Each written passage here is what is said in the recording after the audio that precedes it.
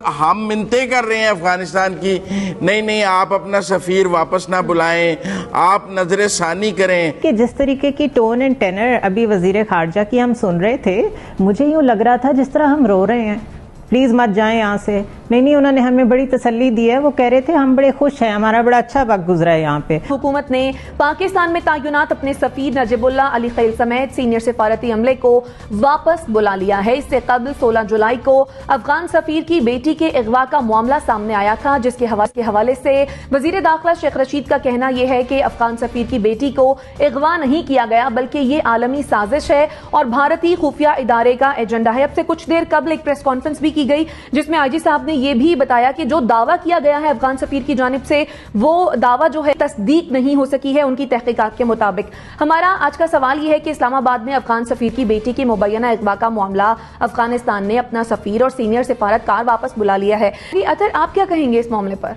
देखिए, अफगान सफीर का जो बेटी का मामला, ये काफी हसास मामला है। इसके ऊपर हुकूमत तहकीकात कर रही है, मुख्तलिफ चीजें सामने आ रही हैं, लेकिन इस इंसिडेंट को जिस तरीके से यूज किया जा रहा है पाकिस्तान के खिलाफ, मेरे ख्याल में वो अनफॉर्चुनेटेड है। और उसके ऊपर यह तासुर देना कि सिक्योरिटी के खदशात की वजह से हम इस्लामाबाद से काबुल शिफ्ट हो रहे हैं, तो इसी में आप इसकी आयरनी आपको नजर आती है कि जिनको काबुल इस्लामाबाद से ज्यादा महफूज नजर आ रहा है, उस सोच का आप खुद अंदाजा लगा सकते हैं। बाकी ये है कि अगर उनकी बेटी अगवा हुई या उनकी सिक्योरिटी के हवाले से कोई भी लैप्स हुआ, उसकी जिम्मेदारी हुकूमत पाकिस्तान पे आती है। उनको प्रॉपर सिक्योरिटी फराहम करना हमारी जिम्मेदारी है। लेकिन मुझे नहीं लगता कि इस मौके के ऊपर अगर कोई ऐसा वाकया होगा उससे पाकिस्तान को कोई फायदा होगा। इस वाकये को यूज किया गया है पाकिस्तान के खिलाफ, और तहकीकात से पहले जिस तरीके से हमारे दानिशवरों ने 5 मिनट के अंदर तहकीकात भी मुकम्मल कर ली, केस भी हल कर दिया और उसके साथ साथ पाकिस्तान के लिए सजा भी तजवीज कर दी, तो वो भी थोड़ा सा प्रॉब्लमेटिक है। हमें अपने हुकूमती इदारों के ऊपर ये चीज छोड़नी चाहिए, चाहे वो वजीर दाखिला हो या उनके अंडर काम करने वाली दूसरी टीम। उनका फर्ज बनता है कि वो तहकीकात को सामने लेके आए। कोई बंदा अगर काबुल में बैठा हुआ हमें यह बता रहा है कि ऐसे हो गया था और ऐसे हो गया था और इस तरह अगवा हुआ, तो उनसे ज्यादा मोतबर हमारे अपने इदारे हैं जिनकी काबुल में रिट नहीं है, तो वो उनको क्या पता कि इस्लामाबाद में क्या हो रहा है। लेकिन अनफॉर्चुनेट इंसिडेंट है और इसकी मुकम्मल तहकीकात होनी चाहिए। ठीक है, मुजम्मिल सोहरवर्दी साहब, जैसा कि अतर साहब ने भी फरमाया कि इस वाक़े को पाकिस्तान के खिलाफ इस्तेमाल किया गया है, आप क्या कहेंगे इस पर? मैं समझता हूँ कि आज की जो प्रेस कॉन्फ्रेंस भी मैंने सुनी है, और अगर ये अगवा नहीं था और एक स्टोरी प्लांट की गई है अफगान गवर्नमेंट की जानिब से पाकिस्तान के ख़िलाफ़, तो ये एक डिप्लोमेटिक वॉर है। मतलब अगर it's an act of diplomatic war. उन्होंने अफगानिस्तान की हुकूमत ने, उनके सफ़ीर ने पाकिस्तान पर सफारती जंग की है। अगर झूठ बोला है, अगर हमारी इंटेलिजेंस एजेंसीज इस बात पर आ गई हैं, हमारी इन्वेस्टिगेटिंग अथॉरिटीज़ के पास ये सबूत आ गए हैं कि वो एबडक्ट नहीं हुई थी और ये सारी फैब्रिकेटेड स्टोरी है, तो फिर तो मैं समझता हूँ कि इस मामले को हाईएस्ट लेवल यूनाइटेड नेशंस तक लेके जाना चाहिए, दुनिया के तमाम ममालिक के आगे रखना चाहिए। और ये एक एक्ट ऑफ डिप्लोमेटिक वॉर है कि डिप्लोमेटिक नॉर्म्स की खिलाफ वर्जी है कि कोई सफ़ीर इस तरह की फैब्रिकेटेड कहानी बनाकर दो मुल्कों के दरमियान न सिर्फ ताल्लुकात ख़राब करे, और अगर वो उसने ये सब कुछ अपनी हुकूमत के बिहाफ पर भी किया है अब और उनके कहने पर भी किया है, तो भी सफारती नॉर्म्स और UN चार्टर इसकी इजाज़त नहीं देते हैं। और मैं समझता हूँ कि इसको ये सिर्फ प्रेस कॉन्फ्रेंस तक का मामला नहीं है कि उन्होंने सफ़ीर बुला लिए। उन्होंने सफ़ीर बुलाए हैं या नहीं बुलाए हैं, अगर एक मुल्क आपके साथ सफारती ताल्लुकात में ये कर रहा है तो उससे सफारती ताल्लुकात हमें खुद ख़त्म करने चाहिए। कि मेरा मतलब है कि कल को वो कोई मज़ीद बड़ा हमारे ऊपर प्लांट ना कर दे, कोई मज़ीद बड़ा क्योस ना कर दें। अब देखिए ना, एम्बेसडर्स जो हैं वो यकीनन वो अब ख़ुद को इस किस्म के मामलात से दूर रखते हैं वो डिप्लोमेटिक नॉर्म्स के तहत काम करते हैं, वो यूएन चार्टर्स के तहत काम करते हैं, वो यूएन के जो कन्वेंशंस हैं उनके तहत काम करते हैं। लेकिन अगर एक एम्बेसडर अपनी बेटी को उसको इस किस्म के प्लांट के लिए इस्तेमाल करे और उसके बाद हम मिन्नतें कर रहे हैं अफगानिस्तान की, नहीं नहीं आप अपना सफ़ीर वापस ना बुलाएं, आप नजर सानी करें। भाई अगर आपकी तहकीकात मुकम्मल है और आप दुनिया को ये बताने की पोजीशन में हैं कि ये वाकया नहीं हुआ था, तो फिर मिन्नतें क्यों कर रहे हैं? फिर ये अपॉलोजेटिक क्यों हैं आपके? नहीं नहीं नहीं, हमें खुद उसको निकालना चाहिए, उस सफ़ीर को, उसको करार देना चाहिए कि वो हमारे मुल्क को छोड़ जाए, जिसने हमारे मुल्क की बदनामी का इतना बायस बना है। और मुल्कों के अंदर ये रिवाज है कि अगर कोई डिप्लोमेटिक ऑफिसर किसी तरह के नॉर्म्स की खिलाफ वर्जी करे तो वो मुल्क उसको अपने मुल्क से निकाल देता है और कहता है कि आप 48 घंटे में हमारा मुल्क छोड़ जाएं। दुनिया में इसके हज़ारों मिसालें हैं, सैकड़ों नहीं हज़ारों मिसालें हैं। और मैं समझता हूं कि अगर हम इस नतीजे पर पहुंच गए हैं कि हमारे नेशनल सिक्योरिटी एडवाइज़र, हमारे फॉरेन मिनिस्टर, हमारा आईजी इस्लामाबाद मिलकर बैठ के ये प्रेस कॉन्फ्रेंस कर रहे हैं कि ये वाकया प्रूव नहीं हुआ, तो उसके बाद पाकिस्तान को दुनिया के साथ ये इन्वेस्टिगेशन शेयर करनी चाहिए, यूएन के साथ करनी चाहिए, और जो राइट फोरम्स रेमेडी के लिए अवेलेबल हैं अगेंस्ट अफगान गवर्नमेंट, उनको यूज करना चाहिए और ये अपॉलोजेटिक बिहेवियर खत्म करना चाहिए। बिल्कुल आप ठीक है, मतलब हम अपॉलोजेटिक बिहेवियर खत्म करने की जरूरत है। चीन तो चलें जी, हमारा दोस्त है, हमने और चीन के 7 लोग मरे, हमने उनके साथ जॉइंट इन्वेस्टिगेशन की। क्या पिद्दी और पिद्दी का शोरबा? अफगानिस्तान भी कह रहा है मैं जॉइंट इन्वेस्टिगेशन करूंगा एक झूठे वाकये पे।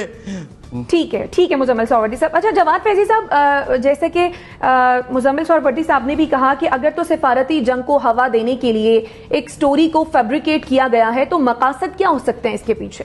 देखिए मकासद वही है जिस तरह बात की अतर ने भी, जिस तरह मुजम्मिल साहब ने भी बात की, और जिस तरह सब बात कर रहे हैं कि कुछ दिनों से हम ये देख रहे थे, और जब से तालिबान का असर बढ़ रहा था, कब्जा बढ़ रहा था, उसके बाद तो आप इंडियन मीडिया को भी ले लीजिए, उसके बाद पाकिस्तान के खिलाफ एक मज़हब का खेज प्रोपेगेंडा किया जा रहा था। कभी ये कि जितने जंगजू आ गए, फिर अशरफ गनी साहब भी बोले, इमरान खान साहब को उसका जवाब देना पड़ा।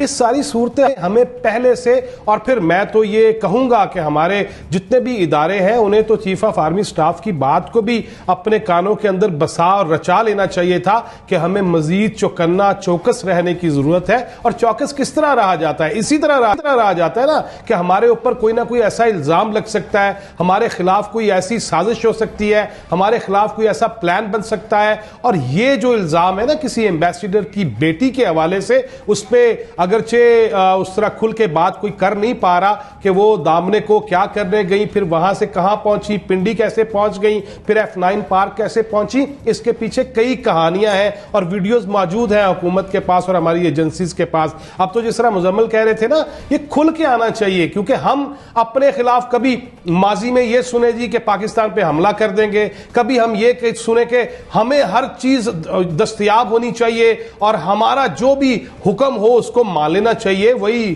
क्या पिद्दी का शोरबा कि हम सारी जिंदगी उनके अजाब अब तक भुगत रहे हों और फिर इल्जाम भी हम अपने सर लें, हमारे ऊपर दागदारियों की भी कोशिश की जाए, हमारे चेहरे पे कालक मलने की कोशिश की जाए। इसके लिए तो हमारे इदारों को इंतजार नहीं करना चाहिए, बल्कि अज खुद स्टेप जो है वो लेना चाहिए। और ऐसे मैं तो समझता हूं कि अगर कोई नुक्ता निकला हो, खालिद जमील साहब बता सकते हैं कि इनको जाने से भी रोका जाए कि जब तक इन्वेस्टिगेशन पूरी नहीं होती ऐसे ही बैठोगे तुसी ताकि पूरा नतारा हो सके। ठीक है जुनैरा, आप क्या कहेंगी, क्या पाकिस्तान का बिहेवियर जो है वो इस तमाम मामले पर अपॉलोजेटिक होना चाहिए?